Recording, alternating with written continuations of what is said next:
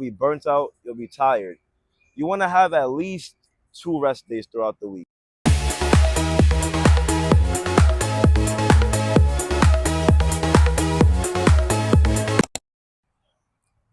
What's good, y'all? It's Coach Rod.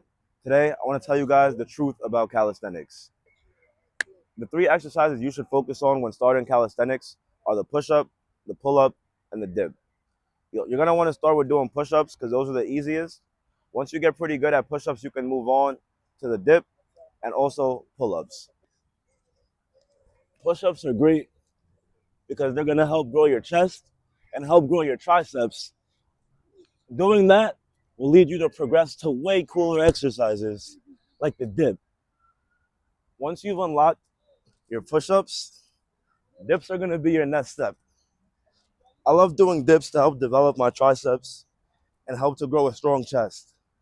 And with the combination of what I'm going to show you next, the pull-up and the dips, it'll make it so easy to get a muscle up. Pull-ups are going to target your back muscles, and this is a key part of doing calisthenics. Once you have pretty good pull strength and you can do some pull-ups, you're in for a good time. The 3 basics of calisthenics, the push-up, the dip, and the pull-up, will lead you to getting the next skill I'm going to show you, the muscle-up. Muscle-ups are an awesome way to grow your back, grow your chest, and grow your triceps all at once. It's a great bang for your buck. I love them. I'll show you guys that now. Once you can do push-ups, dips, and pull-ups, it's time for you guys to learn the muscle-up. So you guys want to swing your body, swing, swing, swing, and bring your knees to the bar. Bring your knees up to the bar, hips to the bar.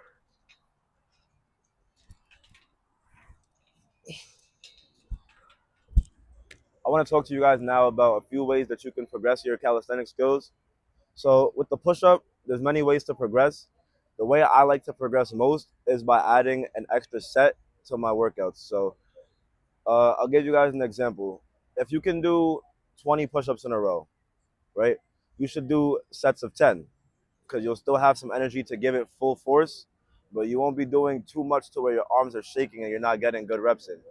So if you can do 3 sets of 10, then you should switch that up and you should start doing 4 sets of 10, then 5 sets of 10, 6 sets of 10. Another way that you can progress the push-ups is by doing them on a decline. So what I like to do is I'll put my feet up on a bench and I'll do the push-ups like that. For progressing dips, you can do regular dips in the same way. If you can do 10, do sets of 5. And you want to add a set, add a set, add a set. Once you feel like adding a set is too much, then you can start adding reps to your set. So if you're doing sets of 5, 3 sets, now you're doing sets of 6 for 4 sets, sets of 7 for 5 sets, up until you feel like you're progressing properly. Now, for the pull-ups, pull-ups have many different ways you can do them, and I recommend doing pull-ups in all different variations. You can try the close grip reverse, you can try the close grip normal, you can go with a wide grip, you can go with an underhand grip, you can go with a switch grip. There's many different ways to do them, and I always recommend for you to pull yourself up fast, come down nice and slow. Pull yourself up fast and come down nice and slow. I want you guys to always remember that when doing calisthenics, or any workouts for that matter, that it's not a race. It's not a race to the top to see how fast you can get things done or how quickly you can progress. I want you guys to focus on the journey and focus on improving your skills day by day. And if you focus on each day at a time, then after a month, after 6 months, after a year, you'll be way ahead of where you were before. Now, I want to talk to you guys about how weights and calisthenics go hand in hand. So a lot of guys that do calisthenics only focus on body weight exercises, and that's very cool if your main goal is to only do body weight exercises. But if your absolute goal is to get size and strength and progress as quickly as possible, I recommend adding weights into the equation. If you want to get stronger push-ups, I recommend doing the bench press.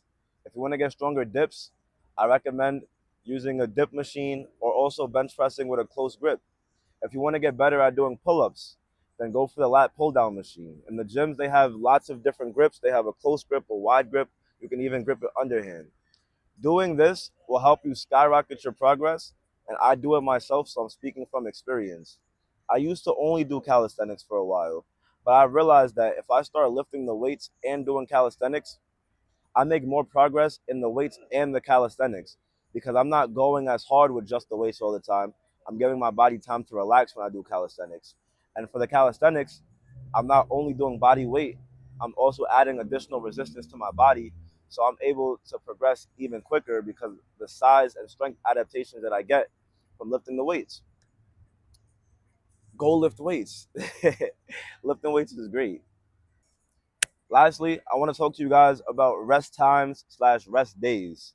So when you're doing workouts, a big part of you is going to tell you to just push it all the way, go super hard, and don't leave anything behind. But I disagree with that. I think that you should give your body a good amount of time to rest in between sets so you can hit each set hard. If I only give myself 10 seconds between sets of push-ups, then on the first set I'll be able to get 10 push-ups, and on the second set I'll only be able to get maybe 5 or 6 push-ups.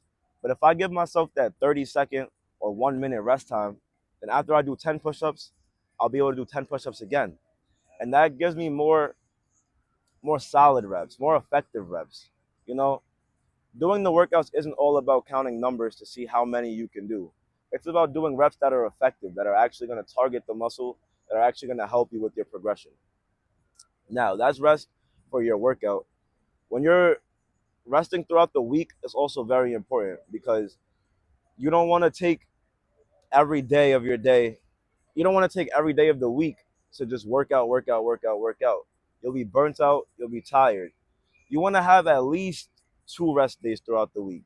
So if you're going to train Monday and Tuesday, rest Wednesday, come back Thursday, Friday, Saturday, rest on Sunday. I'm not going to tell you exactly how to take your rest times or your rest days. What I can tell you is that you need to take your rest times and your rest days. They're very important. Without rest, there's no work. With that being said, I hope all y'all have a good day. If this video helped you, subscribe to the channel, like the video, comment what you guys want to see me talk about next, and I'll be sure to drop a video. Workout with Rod.